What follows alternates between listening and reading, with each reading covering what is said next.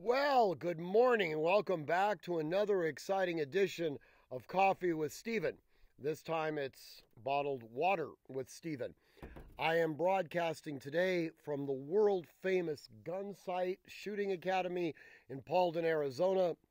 Back again for another really good training session. This time we brought some of our students from Artemis down here. You can see the famous Raven archway over my head. It is absolutely beautiful. Now, this is an important one. A number of you guys have been emailing me since last Friday. This blog is on the recent decision by Judge Benitez down in San Diego regarding California Penal Code Section 32310.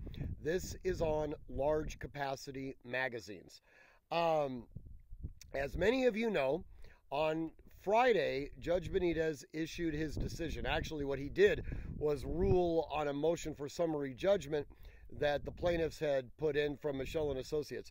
Now, little sidebar here for a second. I want to give a big shout out to all the lawyers over at Michelle and Associates. They have been doing the absolute extreme heavy lifting on our civil rights over the years, and this one was a major win. Not just for them, but for all of us and for the National Rifle Association that sponsored this litigation. As many of you remember, Prop 63 was issued last year, and in Prop 63, it modified the Penal Code section to make possession, simple possession of magazines capable of holding more than 10 rounds, a finable infraction. Effectively, we'll say for the sake of argument, it made them illegal, okay? Now, there was always methodologies for being in possession of large capacity magazines, and we've gone over those a number of times. The addition of Prop 63 sort of eliminated all those theories, made it completely illegal to be even in possession of them. They sued under a number of different theories, but the idea was that Judge Benitez was only going to issue a ruling on the possession argument of Prop 63. Well, he went beyond that. He actually looked at the entire statute and said the entire statute was unconstitutional, thereby striking them down. And as many of you know, over this last weekend, there has been a flood of vendors that have opened up and started selling what we'll call standard capacity magazines into California. This is awesome. It is an absolute statement of freedom. Okay. It is, however, got some certain potential implications that you guys need to be aware of. First and foremost, the ruling that Judge Benitez gave did absolutely nothing to modify the assault weapons ban. And as many of you know, SB 880, where they modified the definition of what an assault weapon is, specifically they took the idea of a bullet button and said that a bullet button on an AR-15 is not a fixed magazine. So remember, you had the option, you could register it as an assault weapon, you could put a permanent locking device to make it a fixed magazine, effectively replacing your bullet button, or you could make it featureless. That when the law was written, they stated that a magazine capable of holding more than 10 rounds inserted into a fixed magazine assault rifle, a fixed magazine rifle, by definition, makes it an assault rifle.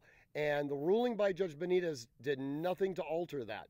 So if you were to purchase a whole bunch of 30-round magazines and stick them into your fixed magazine AR-15, you have created an assault rifle. The magazine in and of itself isn't illegal right now, but the weapons platform that you've just created is potentially illegal. So I want that to be cautioned. Now, if you were to go and buy a 17-round magazine for your Glock 17, perfectly legal.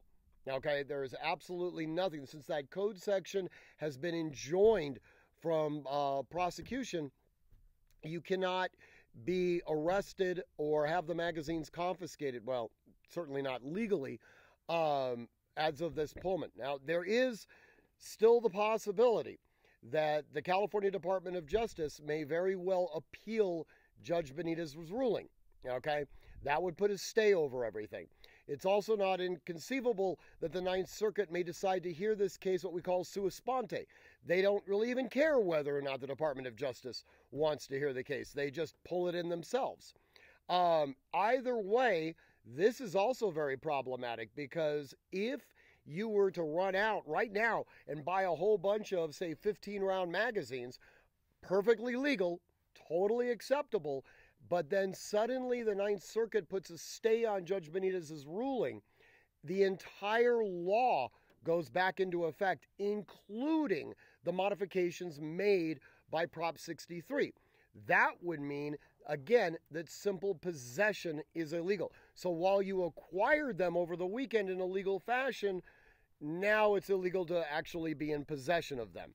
I give that to you essentially as fair warning. We don't know, at least at the time that I'm doing this video, we don't know whether or not the ban is going to be, essentially stayed, or not the ban, but the ruling is going to be stayed by the Ninth Circuit or not. Hopefully it won't, but there's always that possibility. In any event, the ruling itself is an absolute brilliant piece of jurisprudence. I highly recommend that if you get the opportunity to read the entire decision, you do so. It is absolutely awesome.